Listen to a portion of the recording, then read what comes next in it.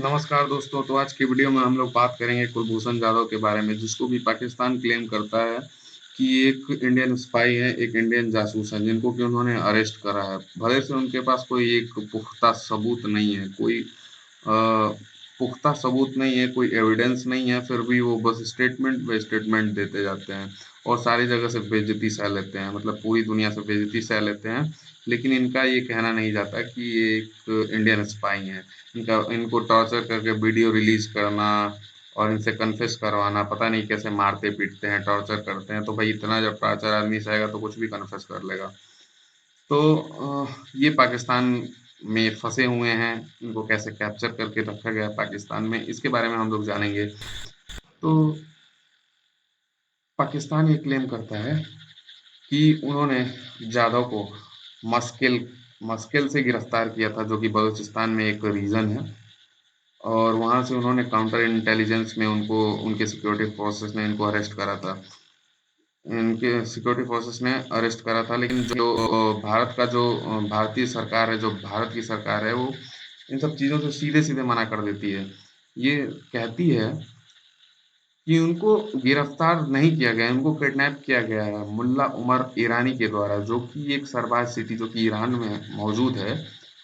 और वहाँ पे एक टेररिस्ट ग्रुप है, जैश उल अदल, उसका सरगना है। तो उसके द्वारा गिरफ्तार किया गया और पाकिस्तानी आर्मी को कुछ पैसे लेके या फिर किसी चीज़ के एक्सचेंज में सौंपा गया है। तो अब बात आती है कि अब इनको गिरफ्तार करके इस्लामाबाद शिफ्ट किया जाता है। इनको इस्लामाबाद शिफ्ट कर दिया गया। अब इस्लामाबाद शिफ्ट करने के बाद पाकिस्तानी की जो सिक्योरिटी फोर्सेस हैं, पाकिस्तानी आर्मी है, वो इनको मारते हैं, पीटते हैं, इनसे कन्फेस कराते हैं और वीडियोज़ रिलीज़ कराते हैं और ये क्लेम करते हैं कि इन्होंने एक पासपोर्ट बरामद किया, उनके पास से फेक पासपोर्ट बरामद किया, जिसपे उनका नाम हुसैन मुबारक पटेल है। और ये बस एक पासपोर्ट की बदौलत डोजियर तैयार करते हैं, इंटरनेशनल कोर्ट ऑफ जस्टिस नहीं, वो यूएन जाते हैं, अमेरिका जाते हैं और सारे जगह से क्रिटिसिज्म झेलते हैं। मतलब एक पासपोर्ट के बेसिस पे वो किसी को स्पाई घोषित कर देते हैं। और उनको और उनके पास एविडेंस क्या है? वो वीडियो दिखाते हैं कि ही इज़ कन्फेसिंग। सबको पता है कि पुलिस की मार से, सबको पता है कि चाबुक के डर से शेर भी कहीं चढ़ के बैठ जाता है, गोले में कूद जाता है, ठीक है? तो ये तो फिर भी दिमाग वाले मनुष्य हैं, आदमी हैं, तो इनको थर्ड डिग्री मार दिया जाएगा, मारा जाएगा, पीटा जाएगा, तो कोई आदमी कबूल कर सकता है। तो पाकिस्तानी ऑफिशियल का ये कहना है कि कुलभूषण ने खुद ये उनका कहना है, मतलब पाकिस्तान के ऑफिशियल्स का कहना है कि कुलभूषण ने खुद ये वो किया है, कन्फेस करा है कि वो एक रॉ के एजेंट हैं, जो कि बलूचिस्तान और कराची में सक्रिय हैं 2013 से। और वो जो कि एक बलोची है, हाजी बलोच, उसके साथ मिल के ये वाद में, जो कि जब वो ये वाद में थे, हाजी बलोच के साथ मिल के ये कराची और बलोच के जो सेपरेटिस्ट लीडर हैं, जो मिलिशियाज हैं, उनको फाइनेंशियल और लॉजिस्टिकल सपोर्ट प्रोवाइड कर रहे हैं। साथ साथ ये उनको नेवल ट्रेनिंग दे रहे हैं, जिससे कि ये जाके कराची और ग्वादर बंदरगाह को खराब कर सके, उनको नष्ट कर सके, वहाँ पे बम भड़का सके, ये सब सारी चीज़ें कर सके। इवन पाकिस्तान, जो कि खुद स्पॉन्सर करता है टेररिस्ट अटैक बलूचिस्तान में, जो कि वहाँ के जो भी सेपरेटिस्ट लीडर हैं, उनको मारने पीटने के लिए, वहाँ पे लोगों को डिस्टेबलाइज करने के लिए, उसका भी जो वो है, मढ़ दिया है, जो कलंक है इन्हीं के सर मढ़ दिया है कि इन्होंने जो सपूरा बस अटैक हुआ था, वो जिसमें 45 इस्लामी पैसेंजर मरे थे, वो उनका भी जो एक्यूजेशन है, इनके ही सर पे मढ़ दिया है। तो और उनका साथ में ये भी कहना है कि वो मुख्यतः सीपीईसी, जो चाइना पाकिस्तान इकोनॉमिक कॉरिडोर है, और बलोच की जो नेशनलिस्टिक पार्टीज हैं, मतलब कि जो चाहती हैं कि ये पाकिस्तान में शामिल हो जाएं, उनको मेनली इनका टारगेट था। मतलब वो ये कहना चाहते हैं, सबको पता है कि जो सीपीईसी क्या है, वो पाक ऑक्युपाइड इंडिया में, यानी कि पाक ऑक्युपाइड कश्मीर में बन रहा है, जो कि ग्वादर बलूचिस्तान होकर ग्वादर पोर्ट तक जाएगा।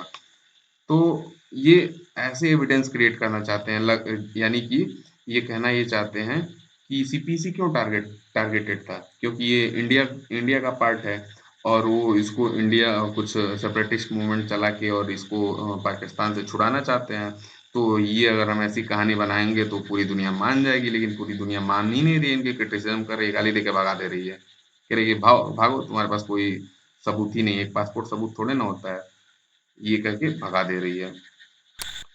अब देखिए, अब भारत क्या कहता है इसके बारे में, और भारत भारत जो भारत का फॉरेन मिनिस्ट्री है, भारत की जो सरकार है, वो कहती है कि हाँ, मैं मानता हूँ कि वो एक इंडियन नेवी के ऑफिसर थे, बट उन्होंने प्री मैच्योर रिटायरमेंट ले ली थी, और वो जाके ईरान में वहाँ पे एक कार्गो का बिजनेस करते थे, जो बंदर अब्बास और चाबार पोर्ट है, वहाँ पे वो जाके कार्गो का बिजनेस करते थे। कार्गो क्या होता है? कार्गो कंटेनर्स होते हैं, उसको कार्गो बोलते हैं।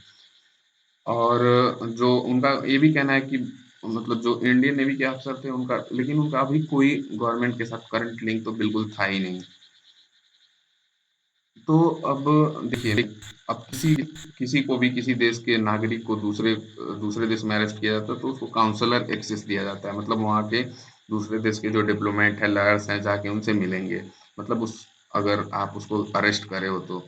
लेकिन इंडिया ने 18 बार पाकिस्तान से मांगी काउंसलर एक्सेस, बट पाकिस्तान मना कर दिया। कहीं ना कहीं उसके दिमाग में डर था कि हमारा राज खुल जाएगा, इसी वजह से वो काउंसलर एक्सेस दे नहीं रहा था, जब तक कि वो सारा चीज अपने हिसाब से क्रिएट ना कर ले। आपको पता है कि एविडेंस क्रिएट करना कितना आसान होता है, फेक पासपोर्ट बनाना कितना आसान होता है। तो अब देखिए, अब मैं आपको जर्मन डिप्लोमेट के बारे में बता रहा हूँ, गुंटर जो म्यूलेक थे। वो पाकिस्तान के इंस्टीट्यूट ऑफ इंटरनेशनल अफेयर्स में जाके बोल चुके हैं कि कुलभूषण जाधव को तालिबान ने पकड़ा था, जिसको कि पाकिस्तान इंटेलिजेंस एजेंसी को, आईएसआई को बेच दिया गया था। देखिए, ये जर्मन डिप्लोमेट बोल रहे हैं। अब देखिए, उसके बाद जो मैं आपको डोजियर के बारे में बता रहा था कि यूनाइटेड नेशन सेक्रेटरी जनरल को भी उन्होंने डोजियर सौंपा, अमेरिका को भी सौंपा, सबने गरिया के भगा दिया, गाली देकर भगा दिया। तुम्हारे पास कोई ठोस एविडेंस ही नहीं है यार, कि पासपोर्ट की बदौलत तुम क्या कहोगे, एक फेक पासपोर्ट बना के क्रिएट करके और तुम इसको स्पाई घोषित कर दोगे, हम नहीं मानते हैं, जाओ तुम। तो देखिए, और इस बात को एडमिट किया था सरताज अजीज, जो कि वहाँ के फॉरेन मिनिस्टर थे, कि हमारे पास कुलभूषण जाधव के खिलाफ कुछ नहीं है, हमारे स्टेटमेंट्स के सिवा हमारे पास कोई एविडेंस ही नहीं है। और देखिए, यहाँ पे सबसे बड़ी बात तो तब आ जाती है जब वहाँ के जो कमर बाजवा साहब थे, चीफ आर्मी चीफ, वो कहते हैं कि उनको सारवान से गिरफ्तार किया गया, और वहाँ के जो होम मिनिस्टर है वो कोई दूसरी प्लेस बताते हैं, तो यहाँ पे कॉन्फ्लिक्ट है, मतलब कहीं ना कहीं कुलभूषण जी को फंसाया ही गया है।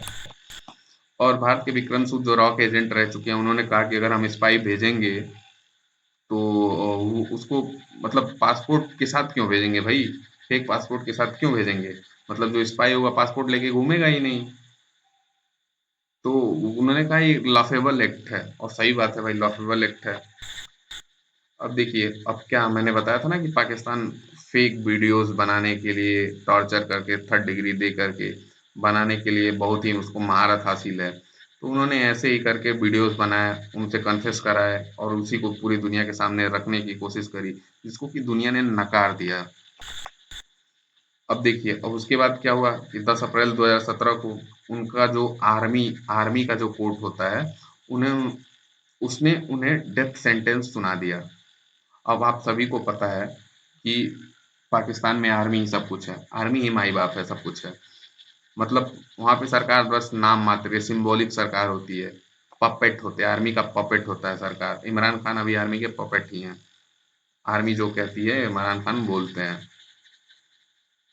तो उनको किस किस एक्यूजेशन पे, क्या क्या किस किस चीज के लिए एक्यूज करके डेथ सेंटेंस दिया गया था, तो पहली चीज थी कि उनको स्पाइंग के लिए, इंडिया के लिए स्पाई करने के लिए पहले, फिर एक वेजिंग वार अगेंस्ट पाकिस्तान और टेररिज्म स्पॉन्सर करने के लिए, और डिस्टेबलाइज करने के लिए एक्यूज किया गया, और उनको डेथ सेंटेंस दिया गया। इस निर्णय के बाद अप्रैल में निर्णय आया, और मई में India international court of justice चला गया। और उसने साथ में ये भी कहा इंडिया ने कि उन्होंने सुना दिया डेथ सेंटेंस, लेकिन काउंसलर एक्सेस नहीं दिया, जो कि वियना कन्वेंशन का वायलेशन है। तो भैया देखिए, पहले तो इंटरनेशनल कोर्ट ऑफ जस्टिस ने जो फांसी की सजा थी उसको रुकवाई, स्टे लगाया उस पे। उसके बाद उसको फटकारा कि भैया तुम काउंसलर एक्सेस दे क्यों नहीं रहे हो। तो उसने कहा कि तुम इंडिया को काउंसलर एक्सेस दो, तो पाकिस्तान ने इंडिया को काउंसलर एक्सेस दिया, लेकिन इंडिया का भी एक जो वो था, मांग था, डिमांड था कि उनको रिलीज किया जाए, उसको रिजेक्ट कर दिया कि उसको मतलब, और पाकिस्तान से ये भी कहा कि जो आपने डेथ सेंटेंस दिया उसको रिव्यू करिए, आपका जो है ये सही नहीं है, इसको सही से करिए, आपके पास ठोस एविडेंस नहीं है जिससे कि आप इसको डेथ सेंटेंस दे पाए, तो या तो आप एविडेंस लाइए या तो उसको रिव्यू करिए। तो आज तक पाकिस्तान के पास कोई एविडेंस नहीं आ पाया है। तो अभी देखिए, अभी रिसेंट में क्या हुआ है, पाकिस्तान मतलब कहानियां बनाने में भाई बहुत आगे है। अभी ये कह रहा है कि जो कुलभूषण जाधव जी हैं, वो कह रहे हैं कि मैं रिव्यू पिटीशन फाइल ही नहीं करूंगा, वो मर्सी पिटीशन फाइल करेंगे। तो मर्सी पिटीशन क्या होता है, ये आखिरी स्टेप होता है कि मर्सी पिटीशन फाइल होने के बाद क्या होगा कि मर्सी पिटीशन फाइल होने के बाद अब इनको सजा हो ही जाएगी, इनको फांसी हो ही जाएगी। तो क्या पाकिस्तान यहाँ पे करना क्या चाहता है, पाकिस्तान ये चाहता है कि अगर रिव्यू पिटीशन पड़ेगा तो क्या होगा, हो सकता है कि अगर कोर्ट, मान लीजिए कि हो सकता है मिलिट्री कोर्ट में इस बार सुनवाई ना हो, किसी नॉर्मल कोर्ट में हो, वहाँ का जज इनको एविडेंस ना होने की ये पे इनको बरी कर दे, बाइज्जत बरी कर दे, तो पाकिस्तान का जो पोल है वो तो खुल जाएगा। इसलिए वो चाहते हैं कि मर्सी पिटीशन डलवाया जाए और मर्सी पिटीशन को रिजेक्ट करवाया जाए और उसके बाद इनको फांसी पे लटका दिया जाए, जिससे कि पाकिस्तान सही प्रूफ हो जाए, जो कि एक बिल्कुल गलत बात है। और ये पाकिस्तान की कोशिश देखिए किस हद तक सही होती है। अगर भारत को काउंसलर एक्सिस है तो भारत को सारी चीजें पता लगेंगी ही अब। तो देखते हैं क्या होता है। अगर आपको ये वीडियो पसंद आया हो तो सब्सक्राइब करें और लाइक करें और शेयर करें, और आपको वीडियो कैसा लगा एक कमेंट सेक्शन में जरूर बताएं, और अगले वीडियो के लिए इंतजार करें। धन्यवाद।